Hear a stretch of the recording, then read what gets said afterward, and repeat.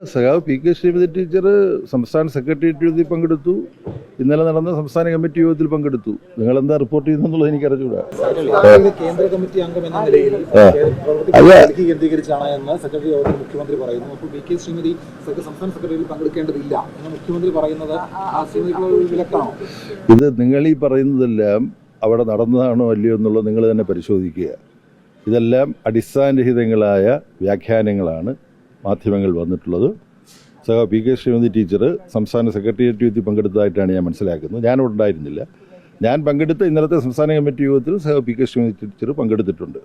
സംഘടനാപരമായി സഖാവ് P K Shrimati തീരുമാനിക്കുന്ന ഘടകങ്ങളിൽ പങ്കെടുക്കുകയും പരിപാടികളിൽ പങ്കെടുക്കുകയും ചെയ്യും. അതിനെക്കുറിച്ച് യാതൊരു ആശയക്കുഴപ്പവും നിങ്ങൾക്ക് വേണ്ട.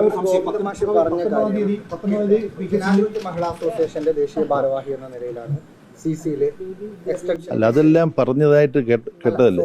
അതിനെക്കുറിച്ച് എനിക്ക് പ്രതികരിക്കാൻ കഴിയില്ല.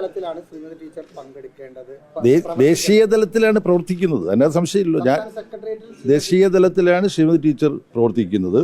ആ പ്രവർത്തനത്തിന്റെ ഭാഗമായി എവിടെല്ലാം പാർട്ടി കമ്മിറ്റികൾ പങ്കെടുക്കണമോ അവിടുത്തെ പാർട്ടി കമ്മിറ്റികളെല്ലാം പങ്കെടുക്കും. ഒരു പാർട്ടി കമ്മിറ്റി പങ്കെടുക്കുന്നതിനും ശ്രീമതി ടീച്ചർക്ക് വിലക്കില്ല.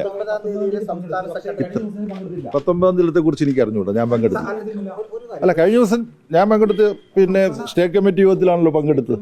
ഇത്രയും മതി ഇതിനെക്കുറിച്ച്.